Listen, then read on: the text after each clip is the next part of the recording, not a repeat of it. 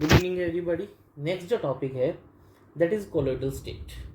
ठीक है, colloidal state बताने से पहले मैं दो चीज़ें बताता हूँ। क्या होता है बेटा, ये मान लो कोई ऐसी मेम्ब्रेन है जिसके थ्रू मुझे कोई चीज़ पास करवानी है। ठीक है, मैं दो सब्सटेंस लेता हूँ, एक ए लेता हूँ और एक बी लेता हूँ। तो क्या होता है, इस पर्टिकुलर ए और बी दो सब्सटेंस थे। अगर ए ये मेम्ब्रेन है, अगर ए बहुत इजीली पास थ्रू कर जाता है इस मेम्ब्रेन के अंदर से, तो इसको कहा जाता है क्रिस्टलोइड।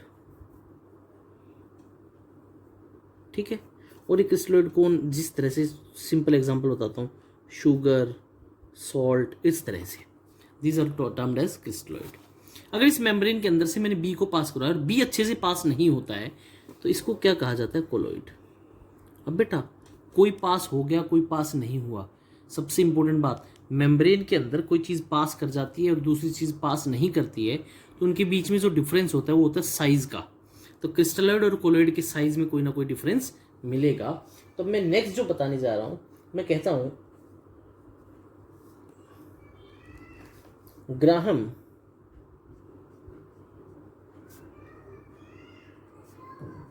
क्लासिफाइड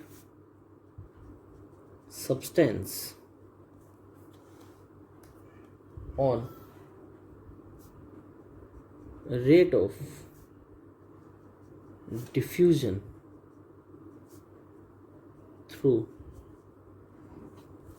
membrane ठीक है, the substance which are easily diffused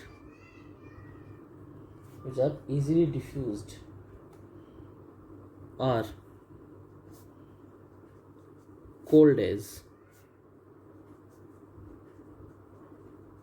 crystalloid, and those which do not diffuse are called as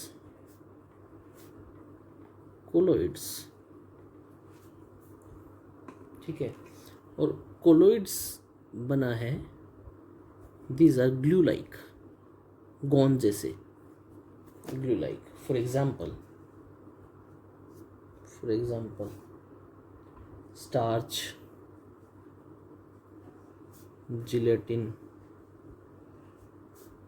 gum, etcetera. और क्रिस्टलोइड के एग्जांपल्स कौन है, sugar, salt, all inorganic acid and base, these are termed as crystalloids। ठीक है, next, colloid is not a class of substance but is state of matter like solid, liquid and gas। ठीक है, और कोई भी substance, कुछ एक methods होते हैं उनसे कोलोइडल स्टेट में चेंज किया जा सकता है। Any substance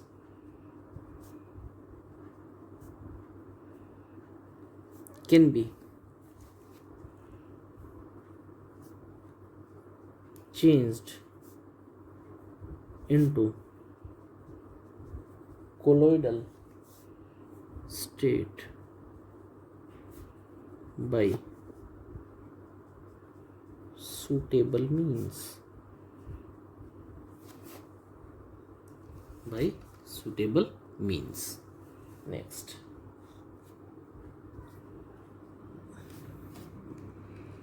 it is colloid state, it is intermediate state between true solution and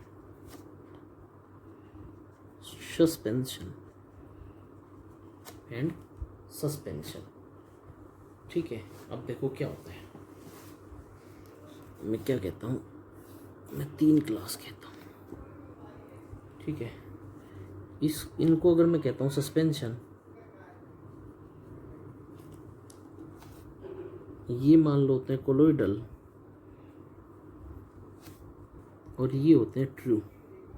तो मैंने अभी बताया इनके पार्टिकल साइज का डिफरेंस होगा, किसी के पार्टिकल का साइज ज़्यादा होगा, किसी का कम होगा, क्योंकि हम लोगों ने कोलोइडल स्टेट को बेसिस किस पे डिफरेंस किया है, क्रिस्टलोइड और कोलोइड के अंदर कौन मेम्ब्रेन के थ्रू पास हो जाता है, कौन मेम्ब्रेन के थ्रू पास नहीं होता है। सस्पेंशन का जो साइज है बेटा वो लाई करता है 10⁻³ से लेकर के 10⁻⁵ सेंटीमीटर तक। कोलोइडल जो रेंज होती है वो 10⁻⁵ सेंटीमीटर से लेकर के 10⁻⁷ सेंटीमीटर, और ट्रू जो होता है दैट इज -7 to -8 सेंटीमीटर। बोलो बेटा करता है। और अगर मैं मान लो एंगस्ट्रॉम की बात करूं तो ये होता है 10⁻³ एंगस्ट्रॉम से लेकर के 10 एंगस्ट्रॉम तक, ठीक है। अब करते हैं ट्रू सॉल्यूशन क्या होता है।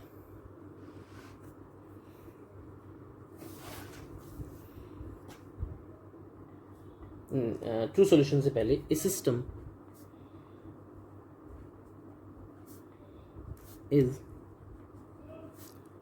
said to be in colloidal if particle of one or more component has size range 10 angstrom to 10⁻³ angstrom, ठीक है। नेक्स्ट, डिफरेंस बिटवीन, कंपेयर करते हैं तीनों को। ये एक ही चार्ट में करवा रहा हूँ मैं, एक बार में याद हो जाएगा सारा। मैं जहाँ पे टिक करूँ उस चीज़ को तुम एक बार देख लेना, ठीक है। मैं क्या कहता हूँ, यहाँ पे मैं लिखता हूँ सस्पेंशन,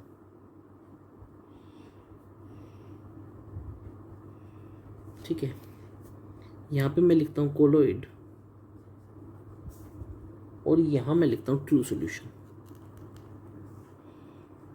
ठीक है। ये तीनों के बीच में डिफरेंस, ये सस्पेंशन। सबसे पहला particle size,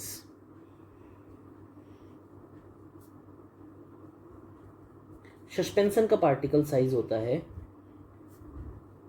less than 10⁻⁵ centimetre और 10⁻³ एंगस्ट्रॉम, ठीक है। कोलोइड का लाई करता है 10⁻⁷ से लेकर के 10⁻⁵ सेंटीमीटर तक, और ये क्या होता है ग्रेटर देन 10⁻⁵ बेटा सस्पेंशन कोलोइड ट्रू तीनों के साइज अलग अलग, तो अगर मेम्ब्रेन के ऊपर मैं इनको डिफरेंशिएट करूंगा तो तीनों के पास करने की टेंडेंसी क्या होगी, अलग अलग, ठीक है। दूसरी जो है दैट इज विजिबिलिटी। बेटा विजिबिलिटी हमेशा इस बात के ऊपर डिपेंड करेगी, जिसके पार्टिकल का साइज बड़ा वो इजीली विजिबल, जिसका छोटा वो इजीली विजिबल नहीं होगा। तो सबसे ज्यादा suspension visible with necked I,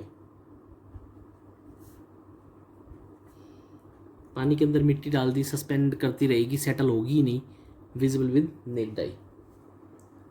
visible with बहुत छोटा साइज होता है, visible with ultra microscope,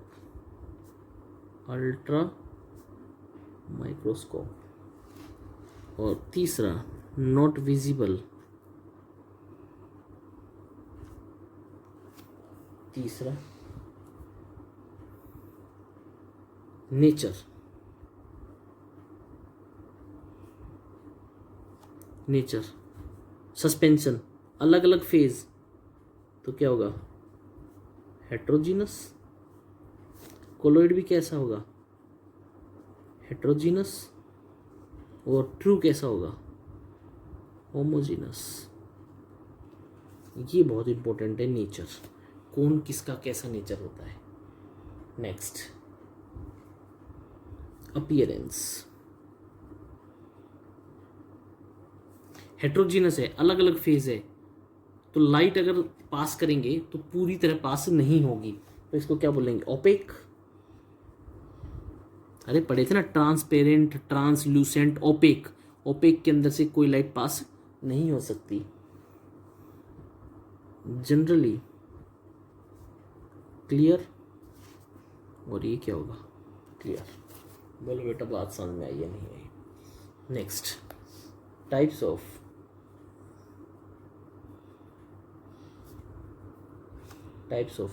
colloidal solution, types of colloidal solution.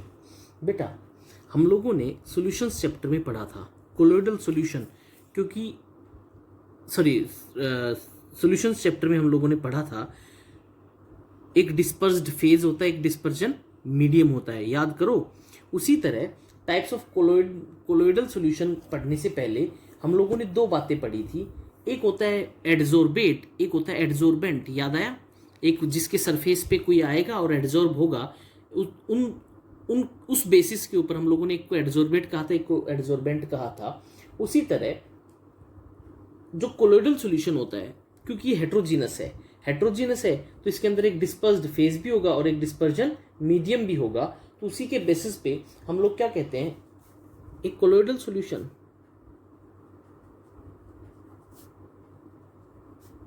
is heterogeneous and consist of two phase, one of which is dispersed in another,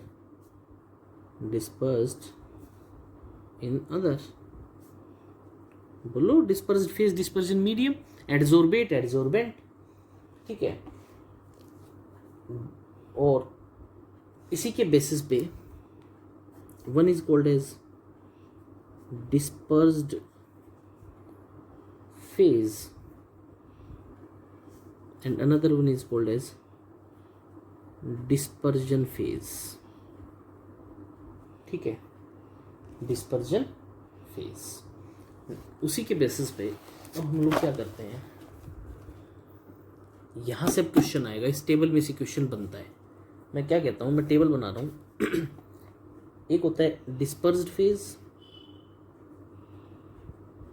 अभी पढ़ा ना, एक क्या होगा डिस्पर्जन फेज।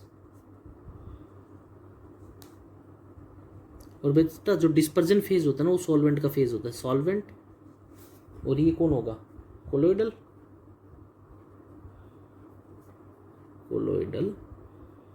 पार्टिकल। अब यहां पे ये नेम उसका, और ये क्या हो जाएगा एग्जाम्पल। लो जी, अगर मान लो डिस्पर्स्ड फेज जो है वो गैस है, मैं पहला एक एग्जाम्पल करवा रहा हूँ, डिस्पर्स्ड फेज गैस है और डिस्पर्जन फेज जो है वो है लिक्विड, ठीक है। उसका नाम क्या हो जाएगा फॉर्म। एग्जाम्पल फ्रोथ्स ऑफ एयर, दूसरा डिस्पर्स्ड फेज अगर गैस है, डिस्पर्जन फेज अगर सॉलिड है, तो नाम क्या हो जाएगा सॉलिड फॉर्म, और एग्जाम्पल हो जाएगा pumice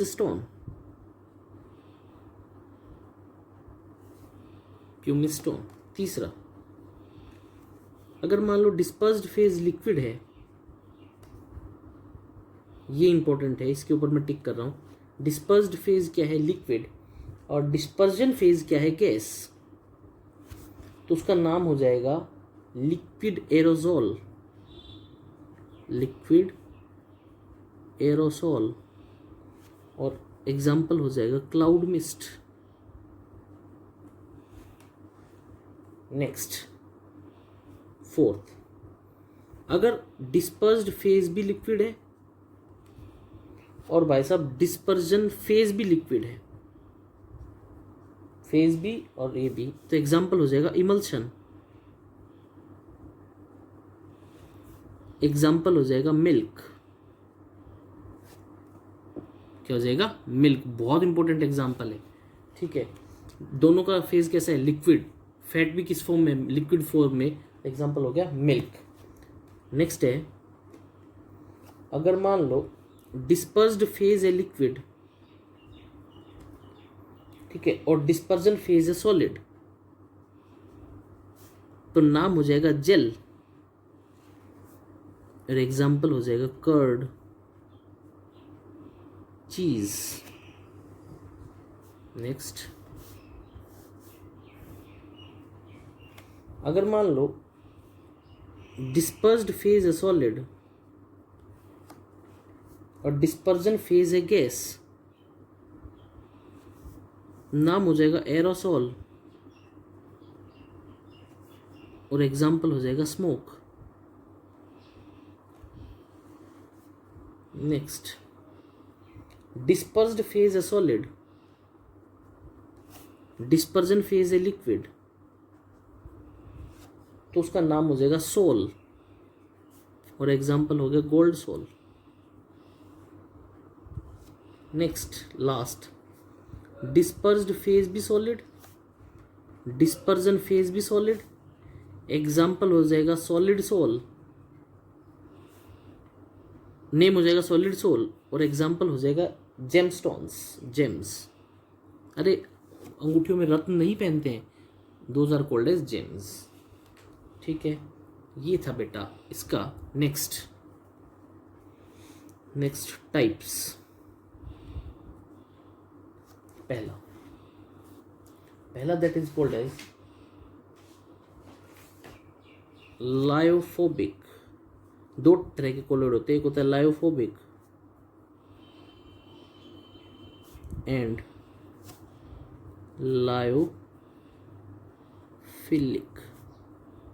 colloids. Lyophobic and lyophilic. देखो भाई, अगर पहला पढ़ते हैं फोबिक, लायोफोबिक। फोबिक बना है फोबिया से, डर से, तो इसका मतलब लायोफोबिक का पहला, the colloidal solution in which dispersed phase has little affinity for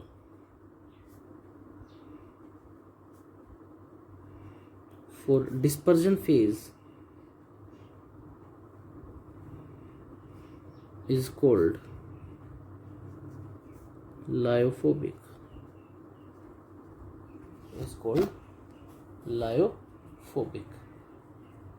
And also called as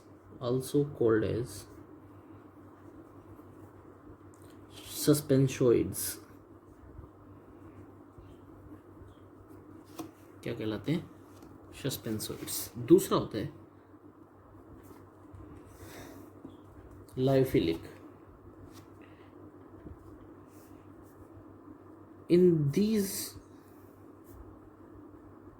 colloidal solution, dispersed phase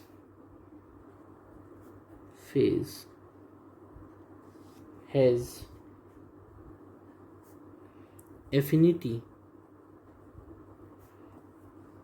for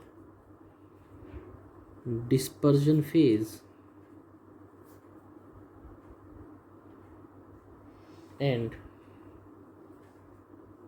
it can be